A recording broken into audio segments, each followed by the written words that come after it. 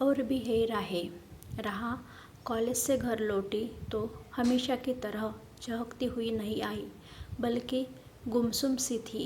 दादी ने जैसे ही उसके लिए दरवाज़ा खोला, रोज़ की तरह राह ने मुस्कुराने की कोशिश की, लेकिन उस मुस्कुराहट के पीछे एक अनमनापन, एक उदासी छिपी हुई थी। आज उसने आते ही हल्ला नहीं मचाया कि दादी बहुत जोर से भूख लगी है, खाने को क्या है, बल्कि चुपचाप हाथ मुंह धोके कमरे में चली गई। दादी अर्थात सुनंदा जी की अनुभवी आंखों ने भाप लिया कि कुछ तो गड़बड़ है। या तो किसी खास सहेली से कुछ मनमुटाव हुआ है, या फिर सुनंदा जी विचारों पर विराम लगाकर राह के लिए खाना गर्म करने के लिए किचन में चली गई। आज उन्होंने उसकी पसंद के छोले कुलचे बनवा कर रखे थे। कुक से जब राह हाथ मुंह धोकर डाइनिंग टेबल पर आई तो ऐसा लग रहा था जैसे वह रोकर आई है। उसकी आंखें हल्की सी लाल और सूजी हुई थी, लेकिन वह हंसने और मुस्कुराने की जोरदार कोशिश कर रही थी। सुनंदा को अनायासी वह गजल याद आ गई। तुम इतना जो मुस्कुरा रहे हो, क्या गम है जिसको छुपा रहे हो? सुनंदा ने प्लेट में गर्मा गर्म छोले कुलचे, जीरा राइस और मेयोनीज सलाद परोसकर राह को दिया। और कोई दिन होता तो राह खुशी से उछल पड़ती, वाह दादी थैंक्स। मगर आज वह चुपचाप खाने लगी और मोबाइल में कॉमेडी शॉट्स देखकर हंसते हुए दादी को भी दिखाने लगी। सुनंदा उसका साथ देने के लिए हंसने लगी, मगर उसके मन में राह के लिए चिंता बनी रही। नाजुक सुंदर सी राह उनकी एकलौती पोती थी। उनके पति बेटा बहू तीनों ही छोटे से पारिवारिक व्यवसाय में व्यस्त रहते हैं। राह को उन्होंने अपने बच्चे की तरह पाला है। 6 महीने की उम्र से, तभी तो उसके चेहरे पर दुख की जरा सी छाया वे सहन नहीं कर पाती। राह भी दिल से अपनी दादी के बहुत निकट है और स्कूल कॉलेज की छोटी से छोटी बात उन्हें बताती है। लेकिन सुनंदा जी समझती है कि राह अब उस आयु में पहुंच गई है जहां बच्चे कुछ कुछ छुपाने लगते हैं। कुछ रहस्य उनके मन के ऐसे होते हैं जो बस उनके ही होते हैं, किसी से बताए नहीं जाती। आखिर वह भी तो उस उम्र से गुजर रही है, यहाँ तक पहुँची है। लेकिन हल्की फुल्की पूछताछ के अलावा उन्होंने उसे अधिक नहीं कुरेदा। सोचा शायद 2-1 दिनों में उसका मन आप ही ठीक हो जाए। राह सिरदर्द का बहाना बनाकर अपने कमरे में सोने चली गई। रोज़ तो वह अपनी दादी के आगे पीछे घूमते हुए कॉलेज में घटी छोटी से छोटी बात भी बताती रहती। किस टीचर ने क्या पढ़ाया, ठीक पढ़ाया या नहीं पढ़ाया। उसकी क्लास के एक एक स्टूडेंट का नाम सुनंदा जी जानती थी। इतनी बार उन सबके बारे में सुन चुकी थी कि वह बिना ही मिले सबको पहचानती।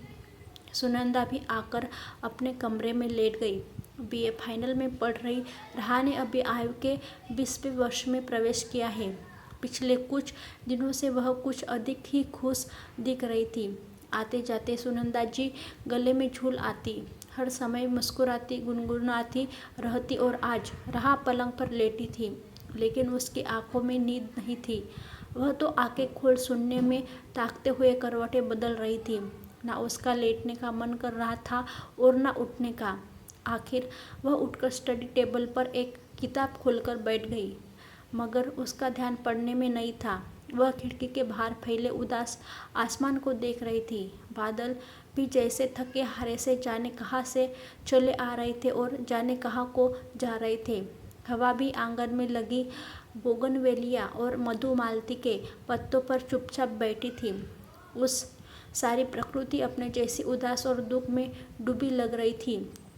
5 बजे जब दादी ने उसके सामने टेबल पर चाय का कप रखा तो वह चूक गई। रोज शाम की चाय वह बनाती थी। आज अपनी सोच में वह ऐसी डूबी कि उसे समय का पता ही नहीं चला। सॉरी दादी, आज समय का दान ही नहीं रहा।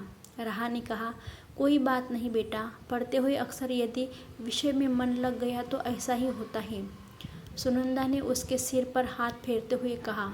रोज दोनों हाथ ही बैठकर चाय पीती थी, लेकिन आज सुनंदा उसे स्पेस देना चाहती थी ताकि वह अपने भीतर घूमते रहे बादलों को बरस कर हल्का होने का समय दे सके। राह भीतर से शर्मिंदा सी हो गई थी कि दादी सोच रही है कि पढ़ाई में मन लग जाने के कारण उसे समय का ध्यान नहीं रहा, जबकि उसने तो एक अक्षर नहीं पढ़ा। उसका मन तो जाने कहाँ था। कुछ अपने दर्द और कुछ अपराध बोध के कारण उसकी आंखें भर आई। अगले दिन वह सिर दर्द का बहाना बनाकर कॉलेज ही नहीं गई। उसके अगले दिन शनिवार था। आज राह की माँ सीमा भी घर पर थी। राह के दादाजी और पिताजी जब काम पर चले गए तब तीनों ने खाना खाया। खाना खाकर राह पढ़ाई का कहकर अपने कमरे में चली गई और सीमा घर के कुछ काम निपटाने लगी।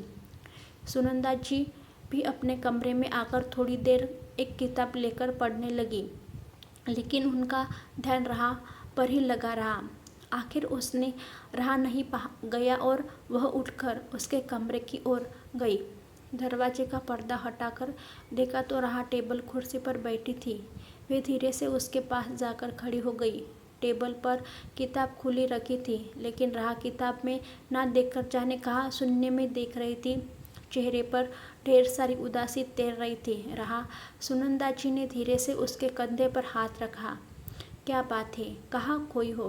क्या हुआ है? जी दादी, कुछ भी तो नहीं, राह खुद को संभालते हुए बोली।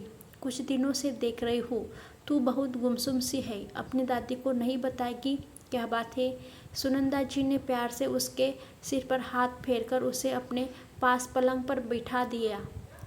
थोड़ी बहुत पूछताछ के बाद जो कहानी सामने आई वह ठीक वैसी ही थी जैसा सुनंदा जी को अंदाजा था। एक लड़का जिसे राह प्यार करने लगी थी और समझती थी कि वह भी उसे प्राणपन से प्यार करता है। 7 जन्मों का साथ जीने मरने की कस्में, बहुत कुछ फिल्मों जैसी फीलिंग की बस वही सारी दुनिया है और कुछ नहीं। और फिर सुनंदा जी को उसकी बातों पर हंसी आ रही थी, लेकिन उन्होंने खुद को रोक लिया। अब दादी, पिछले कुछ दिनों से वह मुझे अवॉइड करने लगा था और 4 दिन पहले मैंने उसे कैंटीन और गार्डन में दूसरी लड़की के साथ घूमते देखा। अब वह मुझसे बात भी नहीं कर रहा। उसने मुझे धोखा दिया। क्या वे सारी कस्में, वादे सब झूठे थे? मुझे कुछ भी अच्छा नहीं लग रहा। राह की आंखों से आंसू बहने लगे। हाँ, वह सब झूठ था। कस्में, वादे, 7 जन्मों का साथ, यह सब प्यार में होता है। राह, सुनंदा ने कहा। प्यार ही तो करता था वह मुझे दादी, राह आश्चर्य से बोली।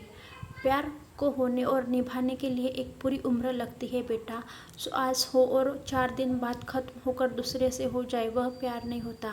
जिसे तुम प्यार समझ रही हो वह बस एक ऊपरी आकर्षण भर था और कुछ नहीं। इस उम्र में सभी को हो जाता है, तुम अकेली नहीं हो। इस दौर से गुजरने वाली लगभग हर लड़की इस भावनात्मक दौर से गुजरती है। और फिर आज तुम दर्द और आंसू बहा रही हो ना, 15-20 बरस बाद जब तुम आज के बारे में सोचोगी तो तुम्हें खुद पर हंसी आएगी। मैं कितनी पागल थी जो एक लड़के के पीछे रो रही थी। जब मैं 16 बरस की थी ना, तब हमारे मोहल्ले में एक लड़का मुझे बहुत ही अच्छा लगता था। सुनंदा के चेहरे पर पुरानी यादों की खुशी सी तैर गई। दादी आप? राह ने घोर आश्चर्य से पूछा। क्यों, क्या मैं सीधी तेरी दादी ही पैदा हुई थी क्या? सुनंदा जी बिगड़ कर बोली। फिर हंसते हुए कहने लगी, मैं भी तो कभी किशोरावस्था में थी, जब मेरे दिल में भी प्यार का एहसास जाग रहा था। दिल में प्रेम की कलियां खिलने लगी थी। मैं कमरे की खिड़कियां बरामदे से चुपके से उसे आते जाते देखती रही। साइकिल चलाते हुए वह भी मेरे मकान की तरफ ताकता रहता। मैं स्कूल जाती थी तो किसी पेड़ के नीचे खड़ा साइकिल की चेन ठीक करने के बहाने मुझे देखता।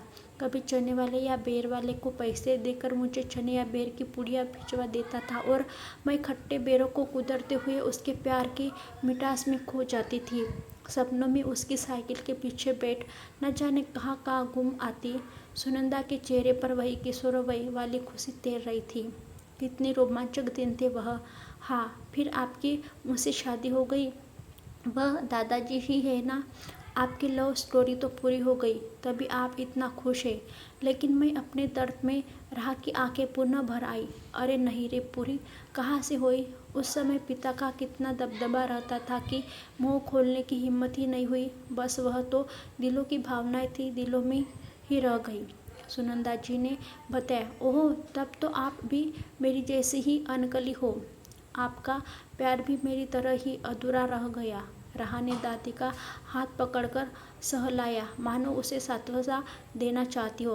अरे नहीं बेटा, वह तो टीएनएल का आकर्षण था। बस आज सोचती हूँ तब समझ आता कि अच्छा ही हुआ कि उसके साथ बात आगे नहीं बढ़ी। ना वह पढ़ाई में अच्छा था, ना संस्कारों में। आखिर थक हार कर उसके पिताजी ने उसे एक कपड़े की दुकान पर काम पर लगा दिया। उस उम्र में अक्ल तो होती नहीं है, जीवन की समझ भी नहीं होती, बस अपना दर्द ही सब कुछ लगता है।